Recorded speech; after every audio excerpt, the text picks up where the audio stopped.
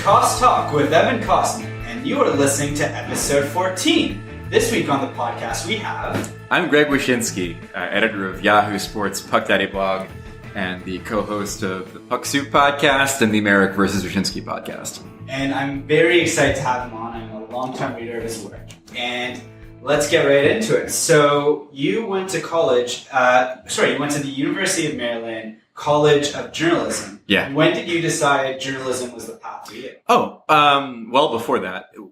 I was always a huge fan of sports writing. My dad would work in New York. He would come home with both the New York Daily News and the North Star Ledger, two papers from New York and New Jersey. And I'd always flip to the back of the sports section and read it through. I was a huge fan of beat writing. I was a huge fan of the rumors columns and that sort of thing. And then gradually, I branched out and what really, tickled my fancy as a writer was Roger Ebert, the film critic who, I started buying the collected reviews. His writing really stuck with me and struck me as being, showing me that there was a way to write critically about something, but also do it in a really cynical and funny way, and sometimes, and also praise something and make it really beautiful in the way that you approach it. So that kind of opened my eyes to, well, what if you did that with sports? And I decided I really wanted to kind of get into that. Worked for my high school paper, and then when I went to Maryland, it was a pretty easy call to explore journalism. Even though when I went there, it wasn't for print journalism necessarily; it was for public relations, because I was given the information that was the only way you could get a journalism degree and make money, which might still be the case. I don't know, but the good thing about going there is that even if you went there for public relations, you were still given the same sort of training everybody else had as far as being a journalist. Oh, nice. Yeah. Because I find most people today, they don't even do the university journalism. They start a blog somewhere. No, and that's a great, when I was in school, the internet boom happened and message boards happened. The blog thing didn't happen until I had already been in the business for, a good 5 years. So it's just interesting how that plays out, where you, at the time, that seemed like the only path to get into it was to get a degree or to intern at the Washington Post or whatever.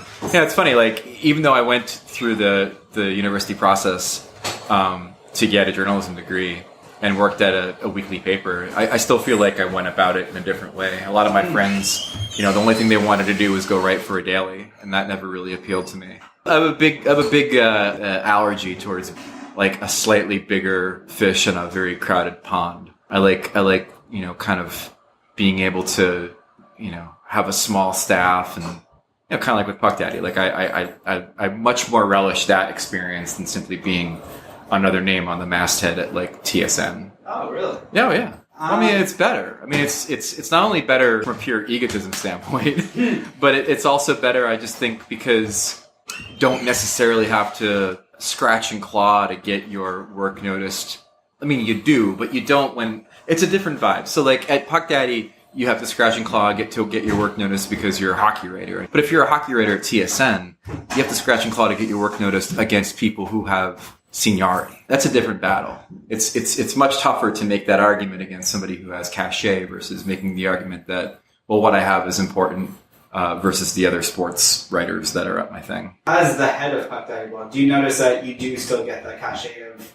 Do you consider yourself at par with, not at par, but even though you have a smaller pond or a smaller thing, you're still as well known as you are? No, I think that's the beauty of what we do is that I don't know if there is a comparable. And that's not to put myself on a pedestal and say no one compares to me. I'm just saying that no one really does what we do. Like it's comedy, it's opinion, it's sometimes breaking news, it's news analysis, it's looking at the work other people are doing and then kind of forming an opinion off that, which is the basis of blogging, which even though it's 2017, there are certain writers who still don't understand that that's a thing that's okay to happen. So I feel like there is no comparison between me and Bob McKenzie or Elliot Friedman because they're better than me, but also because, their function and what they do journalistically is not what I want to do or not that I could do. And I dare say that like a lot of those people that are in the positions couldn't necessarily strike the balance I strike, where I can be a hot take guy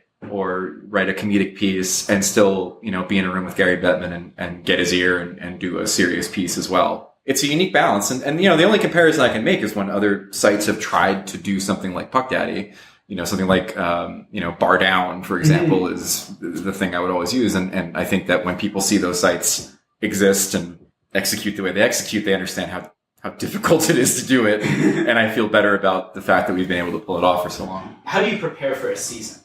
There's a certain sort of cyclical functionality to what you do after a while. And it's not to say that it's perfunctory. I mean, I think there's always a creative element to it, but when the previews have to run, and what you have to do as far as, running lists of things, and all the preview elements that go into things. So, I mean, I think things start getting really ratcheted up around training camp as far as remembering where all the pieces fell during the summer and what the storylines might be. But as far as preparing for the season, I mean, it really is a situation where we don't have the luxury of stepping away too much. Like I'm not, nobody who's worked for Puck Daddy has a cabin to go to for like months, and then you disappear and you don't hear from them. We run stuff throughout the summer. So, I mean, especially like that August project that we do every year. This year it was the alternate history what if project. And like part of the mandate that we have is, we've all been, office drones and we always want to be able to give somebody something to read, even if it's August and hockey is the last thing on your mind. So we're always kind of plugged in, even if it's a more casual sense in the summer. So there's no cramming. We all sort of stay plugged in a little bit. I never really understood that, how everyone just casually takes a 2-month break in the summer. I know how that's just agreed upon by everyone. Yeah, it makes me want to have an agent. I mean, it's got to be something contractual where they're 5 days after free agency starts, like people just disappear. But hey, listen, more power to them, man. Like if you can make dough and then maybe everybody's vacation time is reserved for a couple months in summer. I don't know, but like as I've done the job and I've been running Puck Daddy since 2008. It's I've tried to take the pedal off. I have a kid. I have a wife. I have a dog. I think for my own sanity, taking a break now and again, even in season, which I used to think would be a huge sin, is a healthy thing to do. Because I think when you're a writer and you deal with the volume of writing that you deal with, and for me, it's upwards of 8 things a day sometimes. You just need to recharge occasionally and reset your brain, and then attack things from a different perspective after you get back. No, it's definitely, you need those time away. I feel like it is better to take continuous breaks as opposed to jamming it into that 2 times. Well, I think they take the 2 months off because they genuinely feel that writing the story about Dominic Moore signing a 1-year contract is beneath them. Well, there's a fan base that wants to read about it. Of course there is. Yeah, I know. And those guys stay on the stick. I mean, when news breaks, even if they're on vacation, there's going to be some level of comment from some of those guys. They have a margarita in hand and Twitter. Yeah, and that's fine. It's those guys work their tails off to maintain sources and break news all season long, so they deserve a break. So I want to get back to your writing. What do you think makes a good writer? It's a good question. I mean, obviously, the first thing to say is that, and I say this as somebody who's been an editor for close to 2 decades now, and been in a position to hire people, is that you can just tell sometimes when people have it and they don't, and it breaks your heart when people don't, because that they love sports and that they have a passion for this thing, but there are just some people that don't have that extra, whether it's level of analysis or turn of a phrase or insight or whatever, to be able to really kind of be anything but someone who can, write the most perfunctory pieces. And so I think inherently good writers, and every good writer, is that there's just something in the DNA that makes you compelling, or that gives you that extra sensory thing to know what's the important thing in a story.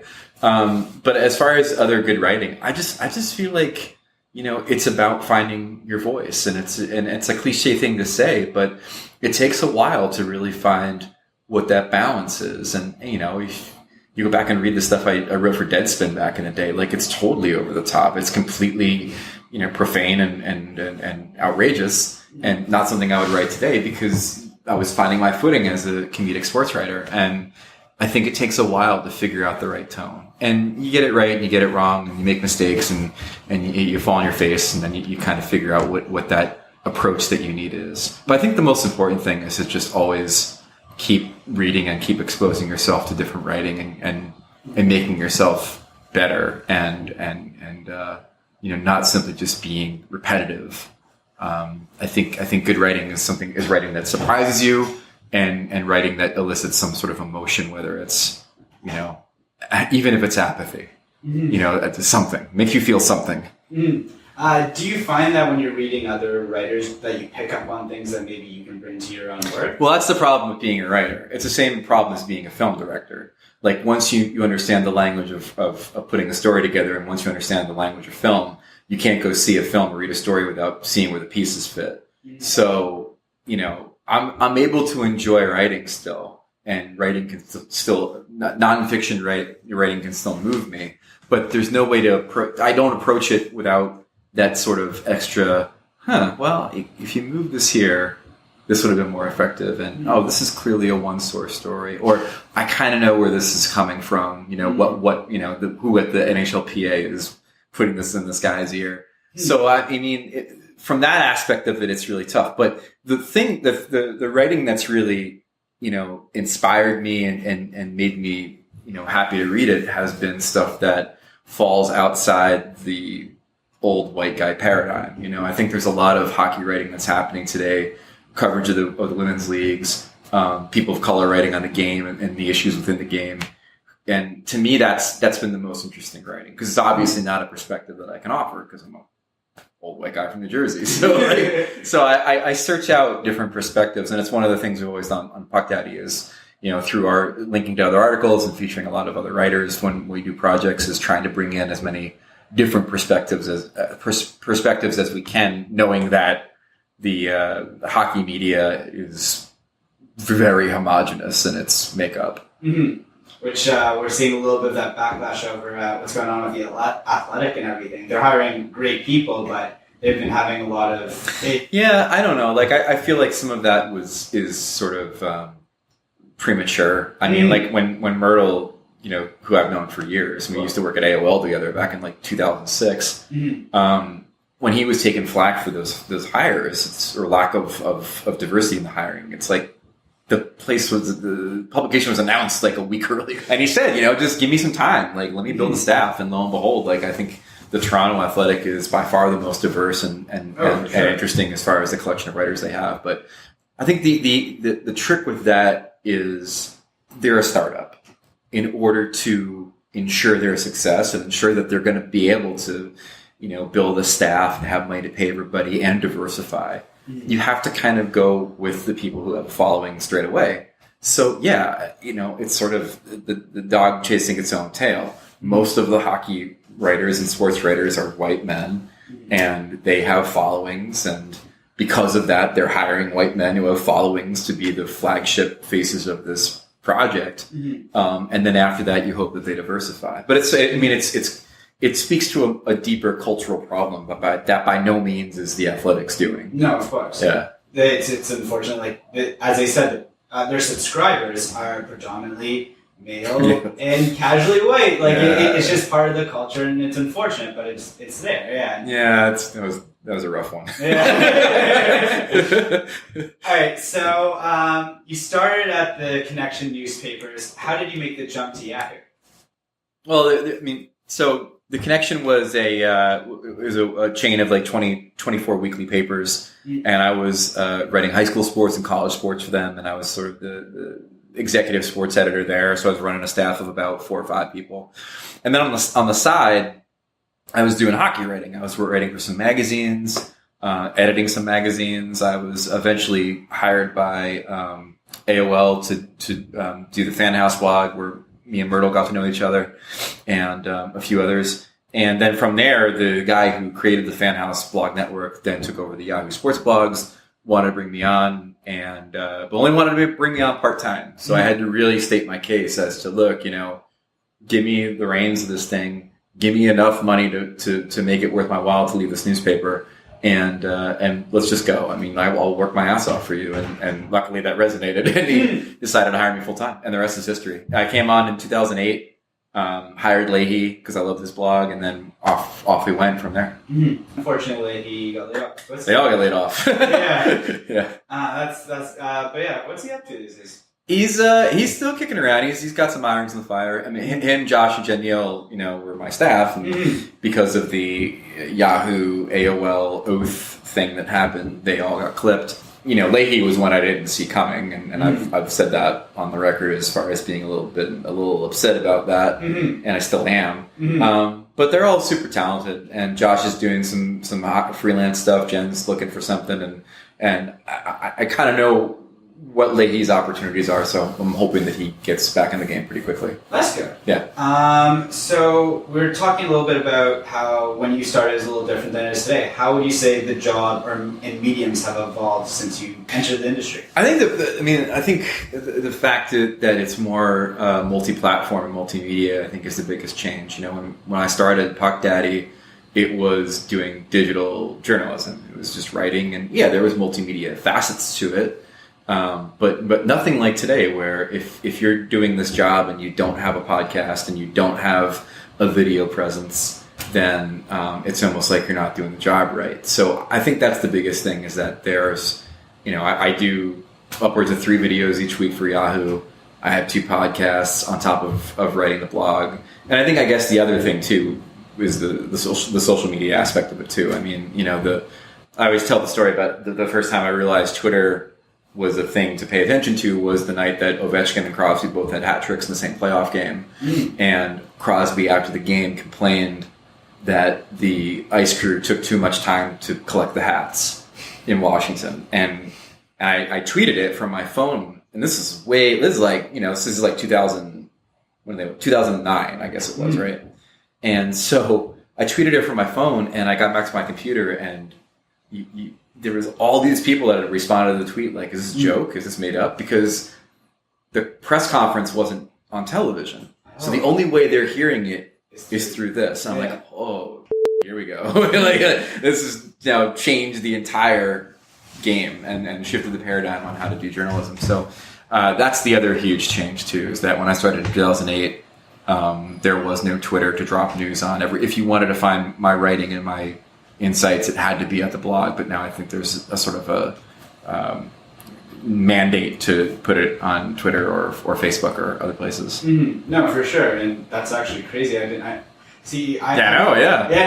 new to like Twitter and all this stuff like within the past year, and it's just like it's crazy to see how many people are on there. It's crazy to think that it wasn't even here 10 years ago, and it wasn't even a consideration 10 years ago.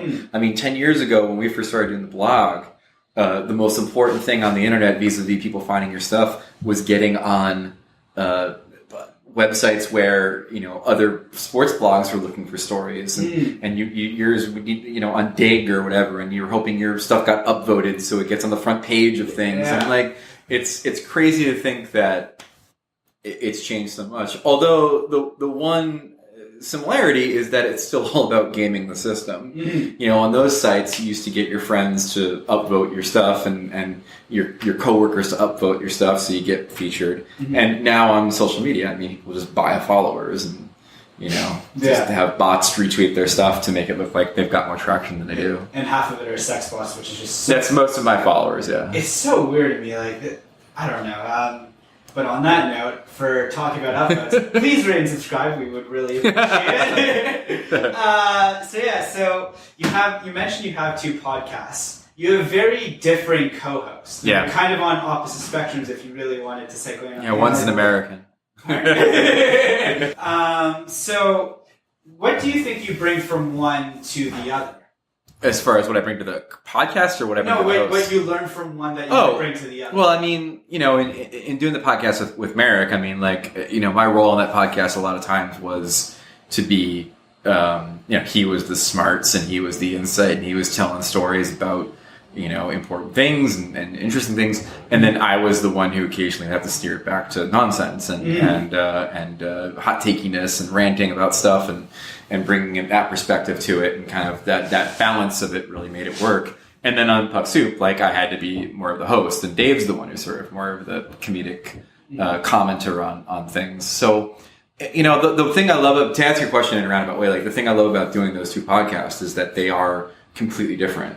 I mean, they're both in some ways about hockey and in some ways not. They could be really random at times, but like, my task on those 2 podcasts is very different. On one, I'm kind of the comic relief. On the other one, I'm comic relief, but also the guy who has to drive the ship a little bit. Mm-hmm. And there's no secret that the one I do with Marek is much more analytical and much more centered on what's on the ice, and the one I do with Dave is very much just like whatever we decide to talk about. You know? So what goes into developing a chemistry with your co-host? Oh, you just find it. I mean, I've been lucky in the sense that everybody that I've ever worked with, whether it's Marek or Lozo or Rob Pizzo before that, I've always had chemistry with them, and in different ways. And I think the key is to find the right chemistry. I used to hate Dave a lot because I thought he was funnier than I was, and I would get pissed off when I'd see his shit on Twitter and be like, come on.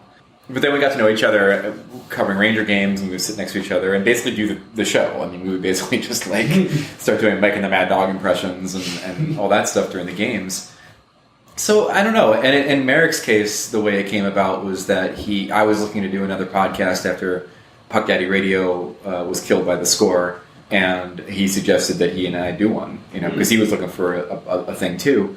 And we always had a good rapport when I would do his show on Hockey Night in Canada Radio. So I don't know. It's just a roundabout thing. I'm thrilled to have worked for so long with a couple guys that I have chemistry with, because I don't think there's anything more painful than trying to hear forced chuckles or forced chemistry with people when you're listening to a podcast. No, for sure. That's one of the hardest things about when you go solo is that you try to develop a chemistry, but it's really just you're asking the person a question. And I've done a lot of solo shows on Sportsnet because Marek's super busy, and it's tough because it's I can get off on a good 8-minute rant at the top of the show, but don't ask me to carry the show from there. I need guests, I need callers, I need everything else to kind of make it work. I'm much better playing off of people than trying to do it all myself, I think.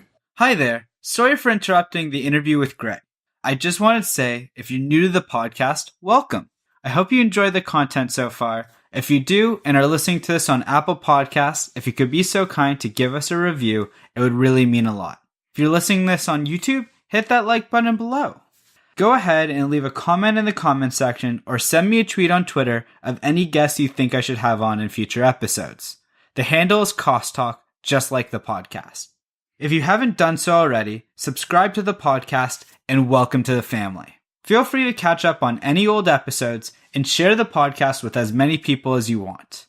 Next week, we did a deep dive with another one of my favorite writers. So deep, in fact, that we might have to cut it into 2 episodes. So be on the lookout for that. Thanks, and let's get back to the interview. I actually had a question about this. So how does that podcast work, the Marek vs. Wyshynski? Is that hosted on Sportsnet, or how does it work? Yeah, we both do it remotely. Mm-hmm. Sometimes he's in studio, sometimes he's at his house, and we both use Inside Baseball. We both remotely connect to the board at the Fan 590, or Sportsnet 590. And we have a board op named Sam, and he makes sure everything's cool. Then Marek and I are talking like we're in the same room, but we are in different countries. And then Dave and I do the show together in person, which is sort of, we have a couple mandates on Puck Soup, and one of them is that we do the show in person as often as possible. And then the other mandate is that we don't do phone guests, and also that we don't do hockey players. The only hockey player we've ever had on that's a current player is McDavid, just because how do you turn that down?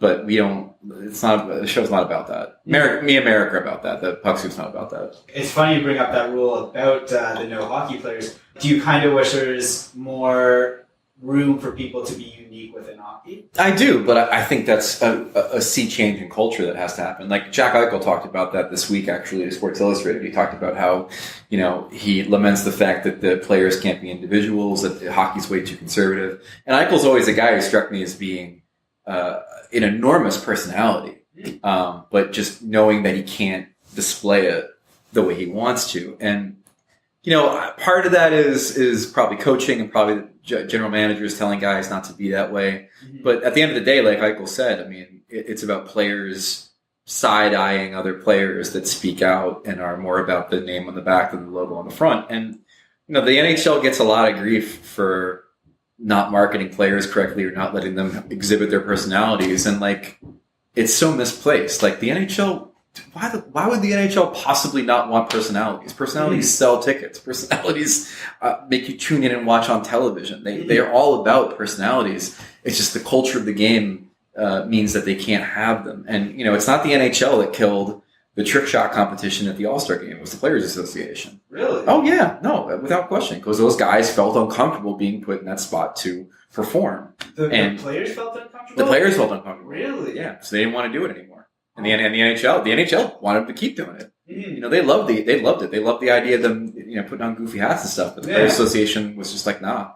And so that's the challenge is, you know, the NHL has come to these guys. They've come to Sidney Crosby. They've come to all these players and said, let me, you know, we're on NBC. Let's put you on NBC shows. And just like, nah, I don't want to do it. And it's come, you know, the thing back in the day when like Scott Gomez was on soap operas and stuff when he was in the Devils. And now we have a thing where these guys don't really want to do anything. So it's tough. And the players themselves in a lot of ways are to blame for it. Not only the culture that they propagate, but also just because they don't want to have to put themselves out there like that. You can bring up Twitter again, like they're afraid to tweet anything because... Well, that's a different animal because, you know, the problem with Twitter is that you tweet the wrong thing and then you have to quit.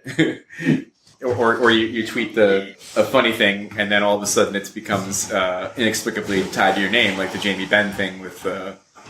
Jamie Benn at one point said he didn't like to go down on women. And it's stuck. It's stuck with him to now. It's every time his name comes up, there's going to be people on Twitter who harken back to that comment, and so it's social media is a different animal. I can understand players not wanting to be on there because God forbid you say the wrong thing, and I'm as guilty as anybody. Like I led a witch hunt against a couple of guys because I thought what they said was ignorant. You know, Dan Ellis at one point, former goalie, during one of the labor negotiations was talking about how you know, comparing hockey players with brain surgeons insofar as like being a specialized thing, and it's, you know, patently ridiculous. One saves lives and one plays a game. And you know, there was another instance of Rocco Grimaldi, who's a, you know, prospect that's been bouncing around the league a little bit. You know, he's sort of a conservative Christian. He was talking about what women should and shouldn't wear. And I found that to be ridiculous too, so I kind of spoke out about that as well. And I think, you know, it's a beautiful thing that we can all share ideas like that, but I think at the end of the day, players are very reticent to put themselves out there on social media for those reasons, and also because what they say could be quickly misinterpreted, and then once that genie gets out of the bottle, you can't stuff it back in. No, for sure. It's a scary place out there. So I want to talk about your two books. So the first one, Take Your Eye Off the Puck. How did that come about? Who approached who? I had a few offers through the years to do sort of like a Puck Daddy guide to the NHL. And, you know, I didn't feel the timing was right, and I in a couple of cases I just didn't feel the fit was right. And then Triumph Books had this football book called Take Your Eye Off the Ball. It was a really interesting look at football beyond the box score and beyond what you see on television. And they said, you know, what about doing a hockey book like that? And, you know, the original idea was to do it with an ex-pro or somebody like that. And, you know, for various and sundry reasons that didn't come together. So they're like, what if you wrote it? And I'm like, what if I did? And so I took it because I felt like the kind of book that I figured it was going to be was really interesting to me because I don't profess to know all there is to know about hockey. I found it to be a chance for me to go and find out more about certain aspects of the game that that are alien to me, like goaltending, for example. Like, you know, talking to a couple of goalie coaches and really getting a handle on how they prepare and what happens in that split second on the ice and all those things. So I really enjoyed doing the book, but they came to me and pitched it, and I said that's a really cool idea. I'd like to kind of do it, and luckily they allowed me to kind of take it wherever I wanted to go. Where, like, you know, one of the chapters is written as a Harry Potter book, and so, you know, that's the same sort of nonsense, but a different venue. And the second one is the 100 Greatest Players, but it was yours, Lozo, and Dan Goes Brown. Yeah, collaborating. That was a real thrill. Like, you know, after a while, you just kind of want to see what you're able to accomplish, and especially now that we're in a journalism economy where people are paying for subscriptions and doing these sorts of things. So you wonder to yourself, if I put something out in the marketplace, what would the reaction be? Is there an audience for it? Could we maybe make a little coin? Nothing wrong with that. So I came to Lozo and Sean and said, I have an idea. Like, the NHL is going to release its 100 great players list. We all know it's going to be total shit. What if we came out with our own list with our own criteria, and we put it out before they put theirs out? And I came to them with this idea at the end of like November, probably after, a few glasses of whiskey. And I just thought this is a great idea. To their credit, they're all about it. To their credit, they worked their asses off. We all did to kind of put this list together. And I knew the key was to get it out before the NHL's list.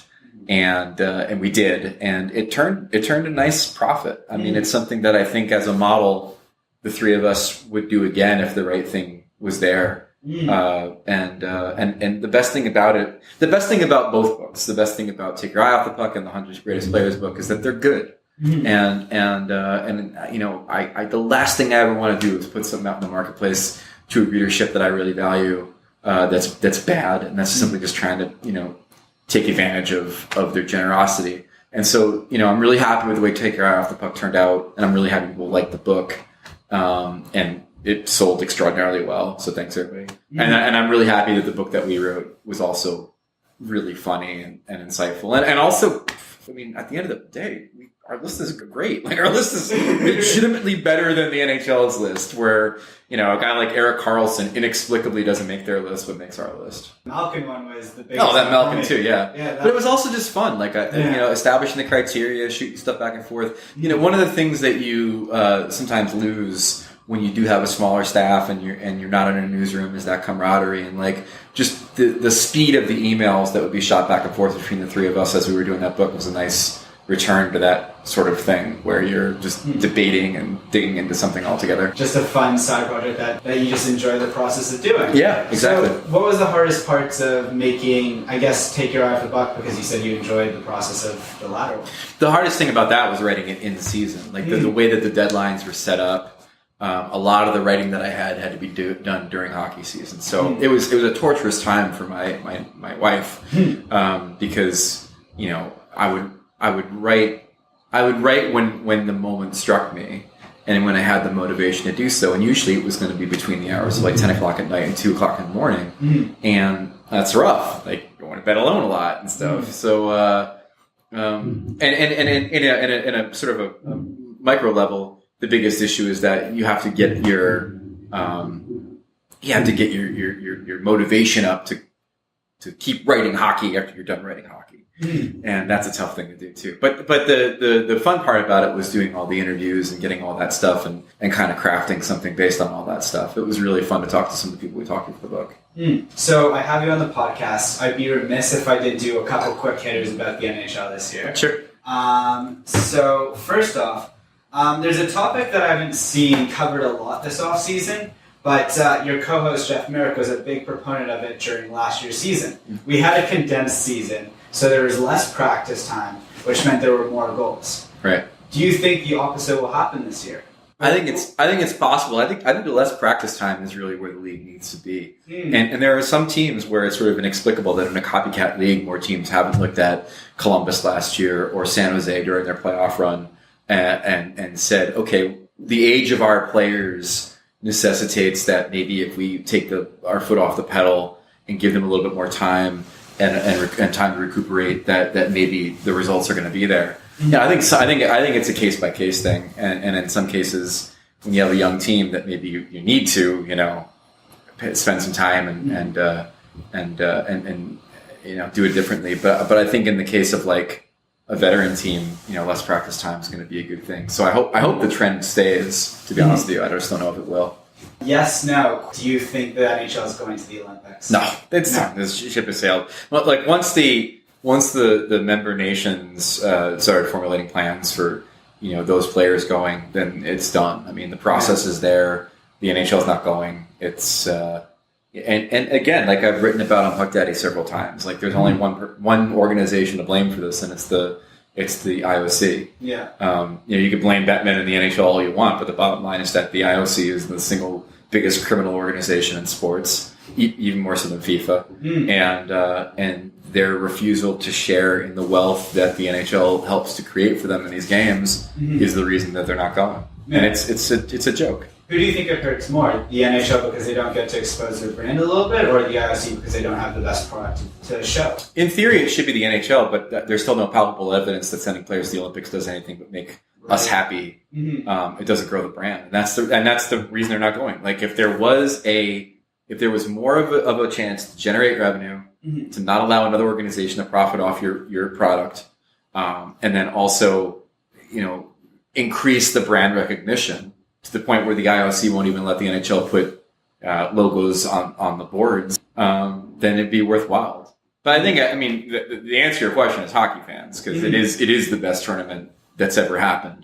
With all due respect to the old World Cup and stuff like that. A gold medal on the line for your country is something that can't be replicated. No, the golden goal of Sidney Crosby will always be. Yeah, I don't recall that. Don't want to bring it up. Don't recall that happening. Do you think they actually go in 4 years when it's in China because they're doing the whole China? Oh yeah. No, they there's so much more money in China. Yeah.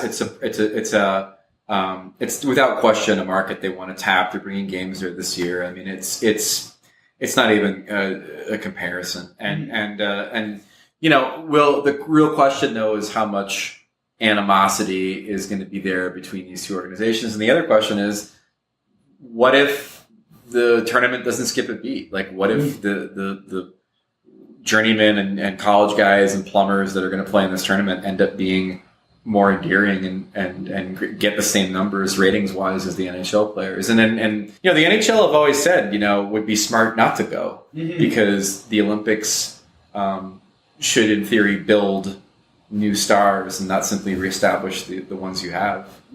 I never thought about that. Well, think about Peter. More people knew about Peter Forsberg from the goal he scored in the Olympics and the postage stamp that he had than anything else before he entered the NHL. He scored a gold medal winning goal, and then they put him on a stamp in Sweden. Oh, really? Yeah, and so more people, even before he played a game in the NHL, people knew who he was. He had all that cachet. So imagine if an American college player scores a gold medal winning goal. Like, that guy's a legend. So that guy's our Paul Henderson. So I should be investing in Kapanen after his golden goal. That's precisely. Great. All right, so over at The Athletic, Dom Luszczyszyn. Yeah. Is that right? Sure. Okay. It's one of those names I see on Twitter that I never even conceive how to say it, because I know I'm never going to have to say it. Yeah, has been doing season previews.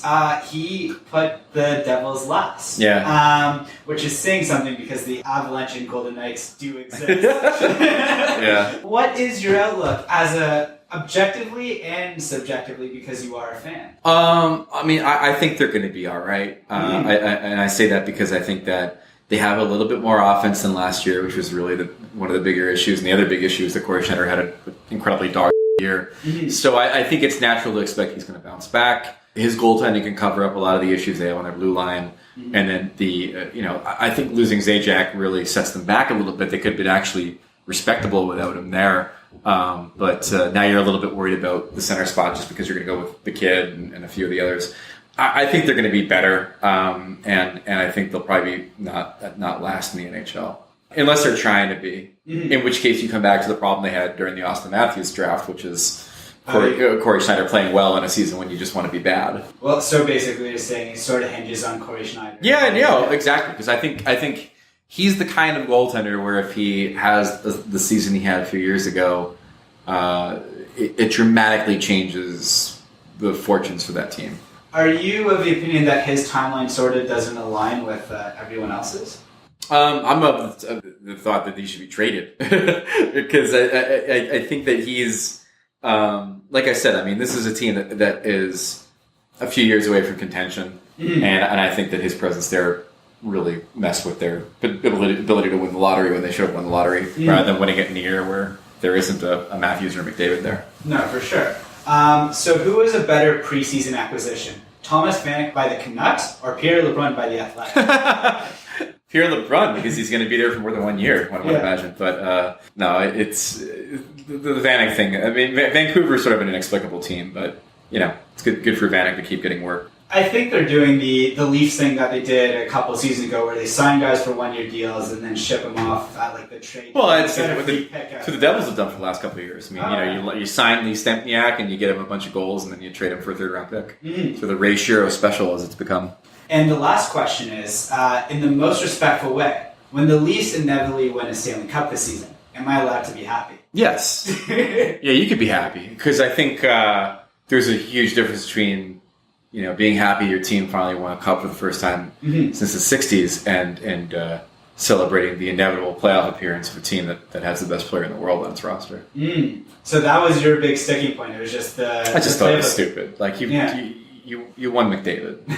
This was a expected, understandable, inevitable result, and to treat it like they did, where they just like they won the lottery again, was just very bizarre for me as Oilers fans. One of the happiest moments I've ever had as a fan was the Oilers striking fourth in the Austin Matthews draft. Me and my friend were so much happier about that the Leafs made it the top three, and it wasn't the Oilers. It would have been Armageddon if they had won the lottery again that year. If they had Austin Matthews and Connor McDavid, there's no more NHL. They're the Golden State Warriors. It's another dynasty, which isn't a bad thing, but in that case, it would have been a bad thing. They already had one. So to close out every episode, I have a segment where I have my guests ask the next guest a question. Okay. It builds a little bit of continuity, and the question I find represents the person asking it and the person answering it. So your question comes from John Corbin, my last week guest. What do you do? And not in the sense of what job do you have, but what is your purpose? What were you put on earth? I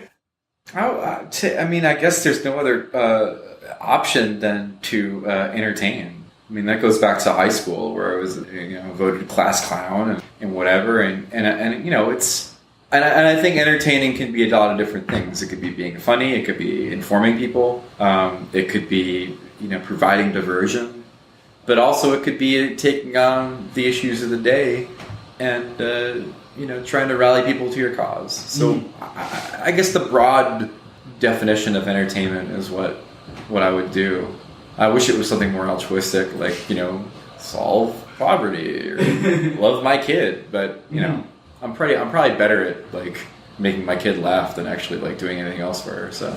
Being a real parent. Being a real parent, yeah, right. Oh God, I'm having my first wedding in my friend group, and it's getting there, right? Yeah. And so, do you have a question for the next guest? Yeah. What is the best science fiction movie that takes place entirely? The majority of it takes place entirely in space. So there can be framing devices on different planets. But the majority, let's say over 50% of the movie, takes place in space. Great question. My answer, Moonraker. All right. Thank you, Greg, for coming on the podcast. I know your time was limited, especially in Toronto, but I'm genuinely appreciative. My pleasure. Coming on.